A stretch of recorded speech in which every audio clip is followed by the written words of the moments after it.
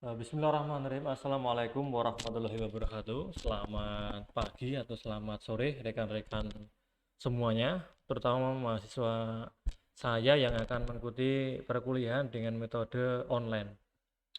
Jadi ada apa ya? Ada beberapa model perkuliahan ya. Ada online, ada offline. Kebetulan yang kebagian kelas sore atau yang pas saya tidak bisa hadir pada minggu ini saya jadikan untuk konsepnya online. Online ini nanti hanya sekedar video tutorial.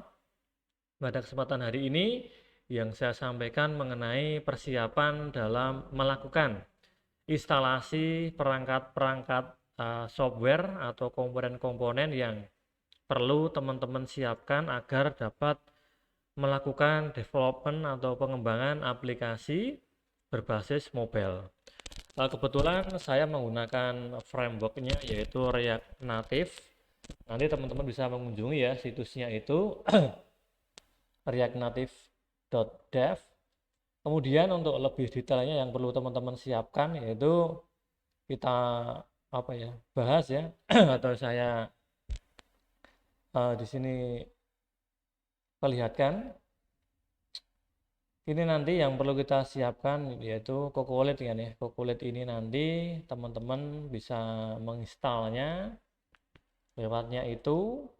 Nanti teman-teman pasang ya, get started. Nanti teman-teman memasangnya menggunakan itu di copy paste ya, jadi copy. Kemudian masuk ke PowerShell kan. Jadi kita memasang itu dulu PowerShell.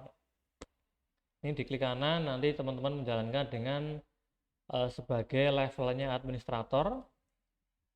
Nanti seperti itu ya.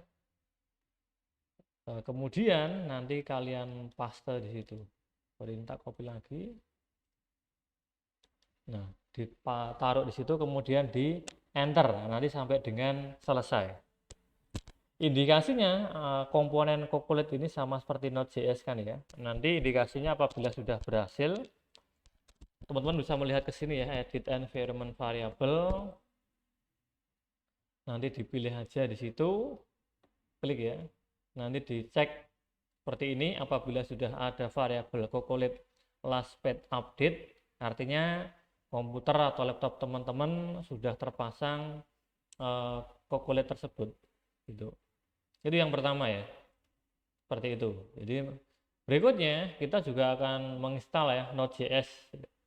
Bisa menggunakan Cocolet kan ya seperti ini, atau bisa langsung ke situsnya ya, download ya, download Node.js ya. Itu penting ya. Jadi pertama Cocolet kan ya, kemudian bisa menggunakan Node.js. Ini teman-teman nanti mengunduh ya, diunduh kemudian dipasang seperti itu. Jadi nanti yang kita gunakan npm-nya, kita akan menggunakan npm atau npx untuk melakukan pemasangan komponen-komponen di dalam framework mobile kita. Seperti itu ya, ada dua, Cocolet dan Node.js. Kemudian kalau kita lihat di sini, teman-teman harus juga mempersiapkan Android Studio. Ini nanti yang kita ambil bukan Android Studio-nya tapi SDK-nya. Apabila teman-teman belum memiliki Android Studio, otomatis SDK-nya kemungkinan ya belum terpasang di komputer kalian. Seperti itu. Jadi langkahnya teman-teman harus memasangkan ya Android Studio. Jadi download Android Studio seperti itu. Kemudian teman-teman bisa langsung saja nanti mengunduhnya, kurang lebih kapasitasnya atau size-nya, ukurannya nanti kurang lebih 900-an mega ya. Ini diunduh kemudian dipasang, diinstal seperti itu. Berikutnya yang perlu teman-teman persiapkan yaitu terkait dengan ini ya, JDK ya, JDK atau istilahnya Java Development Kit kan ya. Teman-teman nanti yang perlu dipasang yaitu ada download ya, download JDK 18 ya, biar lebih itu yang apa itu istilahnya yang stabil ya. Nanti teman-teman menginstal itu ya, JDK ya, ini ya versinya 18021. Sebenarnya yang 19 pun juga sudah ada, tapi yang stabil menurut pengalaman saya saat ini itu yang 18. Nah, ini teman-teman disesuaikan dengan OS-nya apa. Kalau saya menggunakan Windows, berarti ini saya unduh kemudian saya download seperti itu. Jadi harapan saya nanti teman-teman bisa mengunduh itu dan bisa terpasang di masing-masing komputer. Jadi ada beberapa hal ya. Ada Cocolate, ada Node.js, ada Android Studio. Kita ambil SDK-nya, kemudian ada JDK-nya. Nanti ke teman-teman pasang di situ. Kemudian yang tidak kalah penting ya, nanti teman-teman harus melakukan sinkronisasi pemanggilan terhadap terhadap EDB-nya. Dengan cara ya, di tahapan yang ketiga itu kita harus memasukkan variabel ke dalam sistem OS kita. Dengan cara ya, kita menggunakan Windows ya, edit environment variable yang perlu teman-teman pasang ya. Pertama, teman-teman harus membuat yaitu variabel dengan nama Android Home. Gitu ya, Android Home. Terus kemudian ini saya asumsikan ya belum terpasang, berarti teman-teman menggunakan new nanti ditulis Android Home ya. Itu jadi seperti ini nanti, terus nanti kalian cari ya, teman-teman cari variabel value-nya yaitu adalah direktori atau folder tempat menyimpan SDK-nya. Kalau teman-teman sudah memasang Android Studio, otomatis teman-teman nanti akan ada folder ini kan ya. Ini adalah C user, ini adalah nama komputer saya, file B ya, nama komputer saya. Terus berikutnya app data lokal Android, berikutnya ada SDK. Itu ya. Berikutnya teman-teman bawah ya, yang bawah juga sama di sistem variabelnya dengan langkah yang sama. Buat variabel Android Home, kemudian cari direktorinya. Kan seperti itu. Gitu ya. Sama langkahnya sama. Kemudian yang seterusnya, yang pad ya. Ini sudah kita ke pad.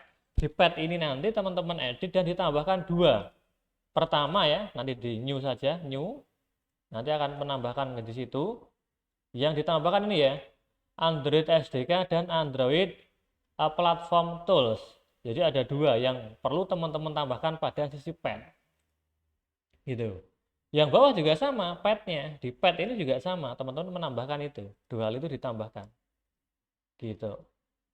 Gitu ya, dengan catatan ya, ini sudah terpasang di komputer kalian. Ini terkesan simpel, tapi nanti prosesnya juga agak sedikit membutuhkan waktu yang lumayan lah gitu.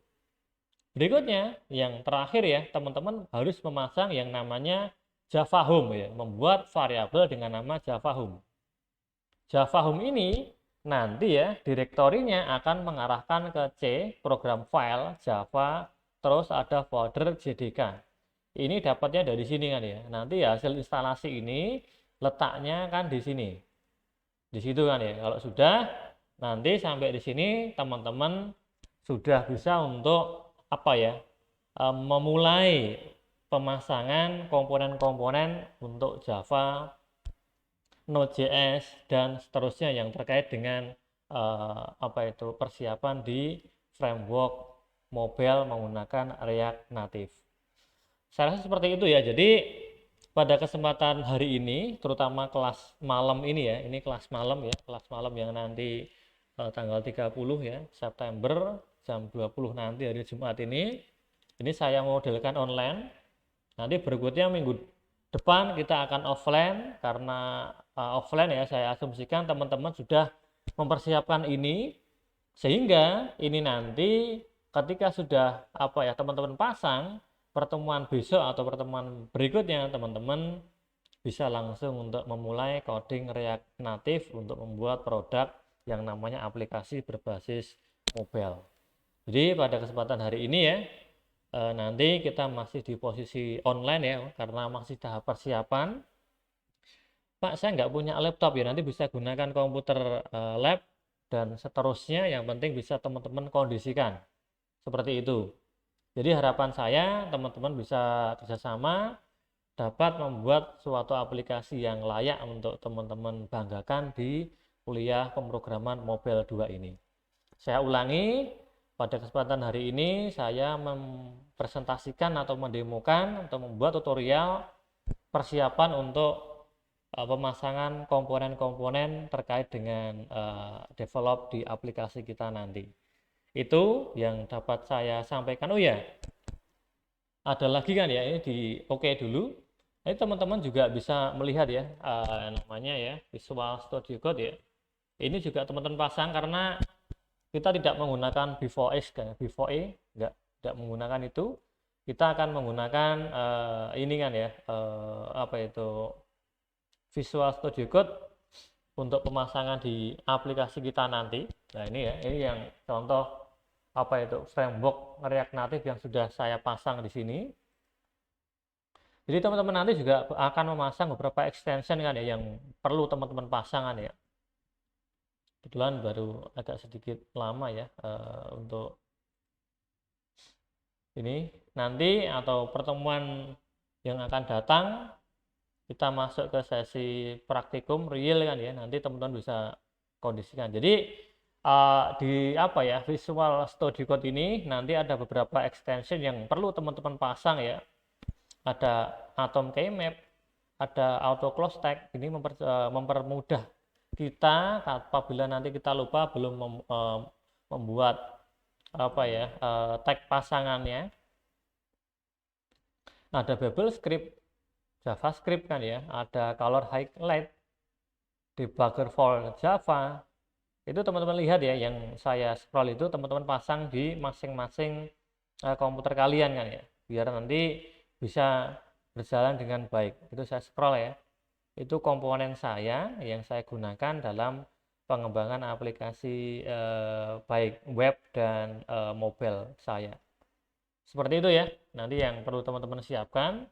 Jadi ini terkesan simple, tapi nanti ketika teman-teman jalani, teman-teman apa ya, teman-teman praktekkan mungkin butuh waktu yang agak sedikit lumayan lah. Saya rasa seperti itu yang dapat saya sampaikan. Nanti sesuai yang saya sampaikan tadi, untuk minggu ini kita masih di posisi online ya, nanti minggu depan kita baru offline. Sekian dari saya, akhir kata assalamualaikum warahmatullahi wabarakatuh.